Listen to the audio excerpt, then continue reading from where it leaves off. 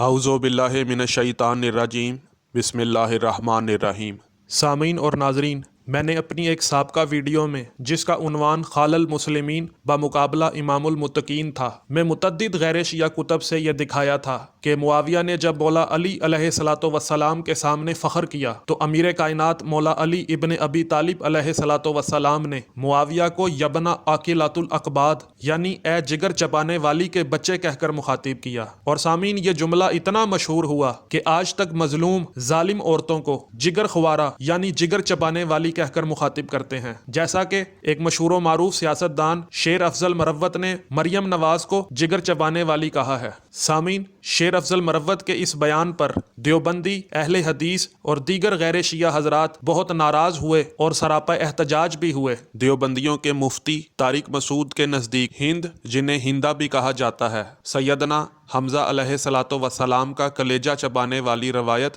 ضعیف ہے۔ ملاحظہ کیجیے۔ کسی نے سوال پوچھا ہے، جی مفتی صاحب کیا حضرت ہندا رضی اللہ تعالی عنہا نے حضرت حمزہ کا کلیجہ چبایا تھا؟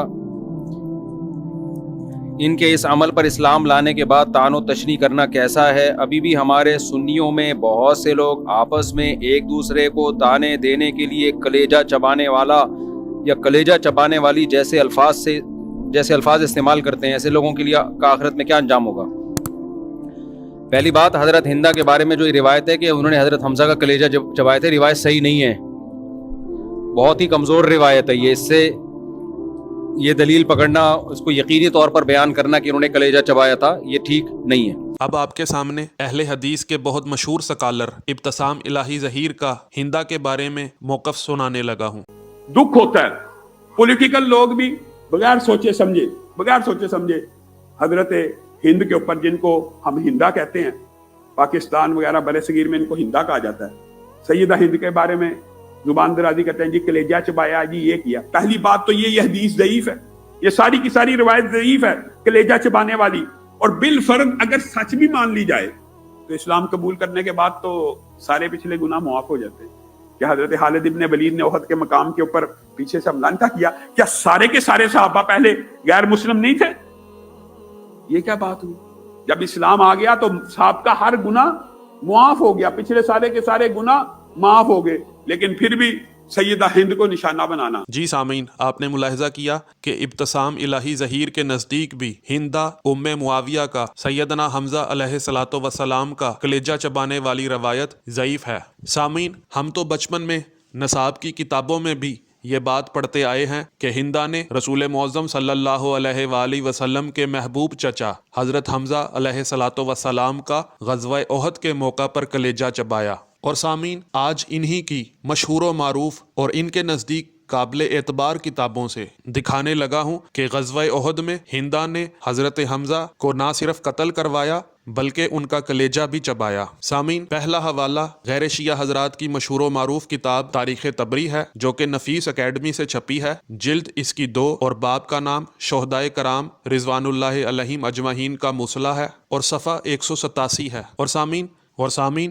اگر آپ کے پاس تاریخ طبری نفیس اکیڈمی کا یہ والا مطبوعہ ہے تو اس میں حصہ اول صفحہ نمبر 242 میں شہدائے کرام کا مصلح کے باب میں اسی روایت کو نقل کیا گیا ہے۔ دوسرا حوالہ غیر شیعہ حضرات کی مشہور و معروف کتاب تاریخ ابن کثیر ہے، حصہ اس کا 4 ہے اور باب 3 ہجری تا 8 ہجری تک کے واقعات ہیں اور صفحہ نمبر 419 ہے۔ اور سامعین، تیسرا حوالہ غیر شیعہ حضرات کی مشہور و معروف کتاب تاریخ یعقوبی جلد 2 باب مارکہ احد اور صفحہ 75 ہے۔ اور سامعین، چوتھا حوالہ غیر شیعہ حضرات کی مشہور تاریخ اسلام جو شاہ معین الدین احمد ندوی نے لکھی ہے اور جلد اس کی اول اور صفحہ 52 ہے۔ اور سامعین، پانچواں حوالہ مرتضی احمد خان میکش کی کتاب تاریخ اسلام جلد اول باب لاشوں سے انتقام اور صفحہ نمبر 95 یا صفحہ نمبر 146 ہے۔ اور سامعین، چھٹا حوالہ اکبر شاہ نجیب آبادی کی کتاب تاریخ اسلام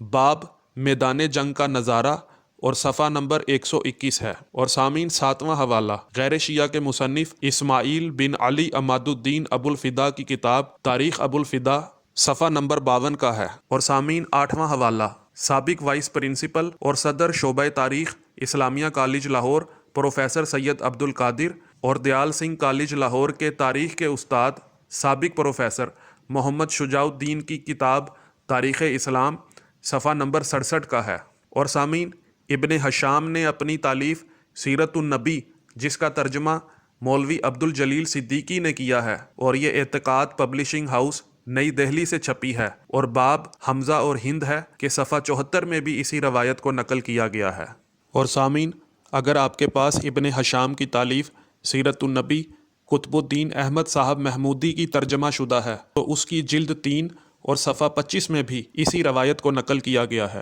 اور سامعین، انگریز مصنف مارٹن لنکس نے اپنی کتاب حیات سرور کائنات، جس کا ترجمہ سید معین الدین احمد قادری نے کیا ہے، کہ صفحہ 418 میں بھی اسی روایت کو نقل کیا ہے۔ اور سامعین، شبلی نعمانی نے اپنی تالیف سیرت النبی جلد اول صفحہ نمبر 231 یا صفحہ نمبر 240 میں بھی اسی روایت کو نقل کیا ہے۔ اور سامعین، معارج النبوہ باب شہادت حمزہ بن عبد المطلب صفحہ نمبر 172 میں بھی اس روایت کو نقل کیا گیا ہے۔ اور سامعین، احمد عبد الصمد فاروقی قادری چشتی نے اپنی تفسیر فیوض القرآن سورہ آل عمران کی آیت نمبر 127 کی تفسیر میں صفحہ نمبر 145 میں اسی روایت کو نقل کیا ہے۔ اور سامعین، غیر شیعہ مفسر محمد حفظ الرحمان صاحب سیو ہاروی نے اپنی تالیف قصص القرآن حصہ سویم اور چہارم جلد 4 صفحہ نمبر 587 میں بھی اسی روایت کو نقل کیا ہے۔ اور سامعین،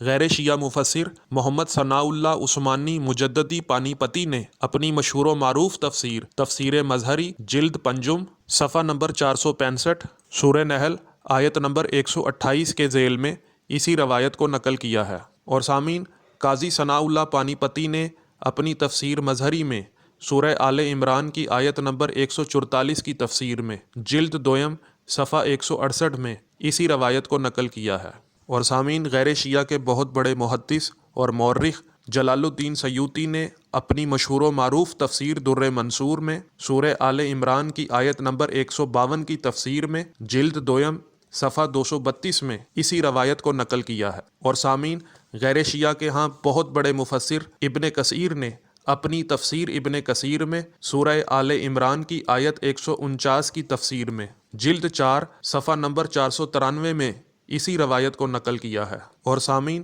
غیر شیعہ کے ہاں شیخ الاسلام اور علامہ کا درجہ رکھنے والے شبیر احمد عثمانی نے اپنی تفسیر عثمانی میں سورہ آل عمران کی آیت نمبر 128 کی تفسیر میں جلد اول صفحہ نمبر 318 میں اسی روایت کو نقل کیا ہے۔ اور سامعین، غیر شیعہ کے ہاں امام الکبیر اور سنت کو زندہ کرنے والے ابو محمد حسین بن مسعود الفرا بغوی، جو شافعی مسلک سے تعلق رکھتے تھے، نے اپنی مشہور تفسیر معالم التنزیل، جس کو اردو میں تفسیر بغوی بھی کہتے ہیں، میں سورہ آل عمران کی آیت نمبر 144 کی تفسیر میں جلد اول صفحہ نمبر 549 میں اسی روایت کو نقل کیا ہے۔ اور سامعین، غیر شیعہ حضرات کے ہاں علامہ کا درجہ رکھنے والے ابو الحسنات سید محمد احمد قادری نے اپنی تفسیر الحسنات میں سورہ آل عمران کی آیت نمبر 145 کی تفسیر میں جلد 1 صفحہ نمبر 610 میں اسی روایت کو نقل کیا ہے۔ جی سامعین، آپ نے غیر شیعہ حضرات کی تاریخ، تفسیر، سیرت اور دیگر کتب سے یہ ملاحظہ کیا کہ ہندہ والدہ معاویہ نے رسول اللہ صلی اللہ علیہ وآلہ وسلم کے چچا سیدنا حمزہ علیہ الصلوۃ والسلام کا نہ صرف کلیجہ چبایا بلکہ ان کے ناک، کان اور دیگر اعضاء کو کاٹ کر گلے میں ہار بنا لیا، اور رسول اللہ صلی اللہ علیہ وآلہ وسلم کو اپنے چچا حضرت حمزہ علیہ الصلوۃ والسلام کی شہادت پر انتہائی رنج ہوا۔ رسول معظم صلی اللہ علیہ وآلہ وسلم اپنا چہرہ انور سیدنا حمزہ علیہ الصلوۃ والسلام کی میت کی طرف کر کے اتنا روئے کہ اتنا کبھی کسی نے آپ کو روتے نہیں دیکھا، اور تواریخ میں لکھا ہے کہ حضرت حمزہ علیہ الصلوۃ والسلام کی شہادت کا رسول اللہ صلی اللہ علیہ وآلہ وسلم کو اس قدر رنج تھا کہ آپ علیہ الصلوۃ والسلام نے 70 مرتبہ حضرت حمزہ علیہ الصلوۃ والسلام کی نماز جنازہ پڑھی، اور نبی صلی اللہ علیہ وآلہ وسلم نے سیدنا حمزہ علیہ الصلوۃ والسلام پر گریہ فرماتے ہوئے فرمایا، یا حمزہ یا فاعل الخیرات و یا کاشف الکربات، یعنی اے حمزہ، اے نیکیوں کے کرنے والے اور اے غموں کو دور کرنے والے، सामीन इस मौजू पर भी एक अलहदा से बयान मेरे यूट्यूब चैनल मुबल्लिग आज़म मिशन में शिर्क की प्ले लिस्ट में मौजूद है। और सामीन जो लोग हिंदा का दिफा इसलिए करते हैं कि वो रसूल सल्लल्लाहु अलैहि वसल्लम की सास थी इसलिए उसे बुरा नहीं कहना चाहिए, तो मैं उनसे कहता हूँ कि रसूल के चचा सैयदना हमजा अलैहिस्सलातु वस्सलाम का कत्ल आपके लिए बाइस तकलीफ नहीं, हिंदा का उनका जिगर चबाना आपके नजदीक काबिल दुख नहीं, हिंदा का उनकी नाक, कान और दीगर अज़ा को काट कर गले में हार पहनाना आपके लिए काबिल अफसोस नहीं। लेकिन हिंदा के ये तमाम अमाल अगर अवाम के सामने बयान कर दिए जाएं तो ये आपके लिए बाइस तकलीफ भी हैं और आपके नज़दीक तौहीन सहाबिया के ज़मरे में भी आते हैं। वाह सुबहान अल्लाह। कातिल भी रज़ी अल्लाह और मकतूल भी रज़ी अल्लाह, हमजा भी सैयद और हिंदा भी सैयदा। सामीन इसी पर अल्लामा मोहम्मद इकबाल ने क्या खूब कहा है कि इश्क कातिल से और मकतूल से हमदर्दी भी, ये बता किससे अकीदत का सिला मांगेगा। सामीन मेरी दुआ है कि अल्लाह ताला हिंदा का दिफा करने वालों को रोज़े क़यामत औलादे हिंदा के साथ और हम शियाने हैदर कर्रार को नबी और आले नबी अलैहिस्सलातु वस्सलाम के साथ मैशूर फरमाए। सामीन इंशाल्लाह आपको मजीद वीडियो में हिंदा के औसाफ और हिंदा की खसूसियात इन्हीं की किताबों से दिखाता रहूंगा ताकि क़यामत के दिन कोई बंदा ये उज़र ना कर सके कि हमें हक और बातिल में फ़र्क नहीं बताया गया। अस्सलामु अलैकुम व रहमतुल्लाहि व बरकातुहू।